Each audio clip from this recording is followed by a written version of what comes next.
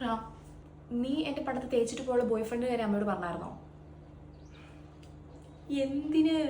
അത് ഞാൻ നിന്നെ വിശ്വസിച്ച് പറഞ്ഞ കാര്യമല്ലേ. അതെന്തിനാ തട്ടാതെ വീഴാതെ പോയി അമ്മയോട് പറഞ്ഞത്? ഇന്നലെ ഞാനിവിടെ കുക്ക് ചെയ്തില്ല എന്ന് അമ്മ എങ്ങനെ അറിഞ്ഞേ? ഓക്കെ, നിങ്ങൾ കാഷ്വലായിട്ട് ടോക്ക് ചെയ്തപ്പോൾ പറഞ്ഞതായിരിക്കും, പക്ഷെ അതെന്ത് കാരണം കൊണ്ടാണ് നിങ്ങൾ പറഞ്ഞില്ലല്ലോ?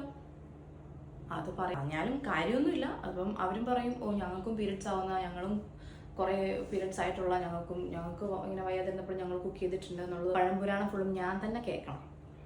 നിങ്ങൾ അമ്മേനെയും പെങ്ങളെയും വിളിക്കണ്ടെന്നല്ല ഞാൻ പറയുന്നത്. ശരിക്കും പറഞ്ഞാലുണ്ടല്ലോ, ഞാനിപ്പോൾ ഒരു സ്കൂളിൽ പഠിക്കുന്ന കുട്ടിയുടെ കണക്കാണ് എനിക്ക് തോന്നുന്നത്. അതായത് എല്ലാ കാര്യങ്ങളും പേരൻസിനെ അറിയിച്ചിട്ട് ഒരു പ്രോഗ്രസ് കാർഡും കൂടി എനിക്ക് തന്നാൽ മതി, ഞാൻ കൊണ്ടുപോയി അവിടെ ഒപ്പിടിച്ചിട്ട് നിങ്ങൾക്ക് കൊണ്ടുതരാം. ഞാൻ നിങ്ങൾ ആരും വിളിക്കണ്ടെന്നോ അല്ലെങ്കിൽ ആരോടും മിണ്ടുണ്ടാന്നോ ഞാൻ പറയുന്നില്ല. നമുക്ക് നമ്മുടേതായ പ്രൈവസി ഉണ്ട്, നമുക്ക് നമ്മുടേതായ കാര്യങ്ങളുണ്ട്. അത് എല്ലാവരെയും വിളിച്ച് അപ്പോൾ ബോധിപ്പിക്കേണ്ട കാര്യമില്ല എന്ന് മാത്രമേ ഞാൻ പറഞ്ഞിട്ടുള്ളൂ.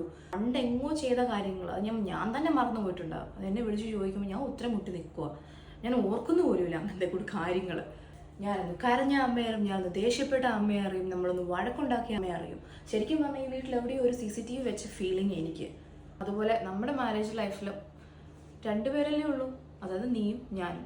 അതിൻ്റെ ഇടയ്ക്ക് ഒരു മൂന്നാമതൊരാൾ വരുന്ന ഒരു ഫീലായി ഇപ്പം ശരിക്കും പറഞ്ഞാൽ. അതായത് നമ്മുടെ കാര്യങ്ങളിൽ ഇടപെടാൻ വേണ്ടിയിട്ട്, നമ്മുടെ കാര്യങ്ങൾ അറിയാനായിട്ട്.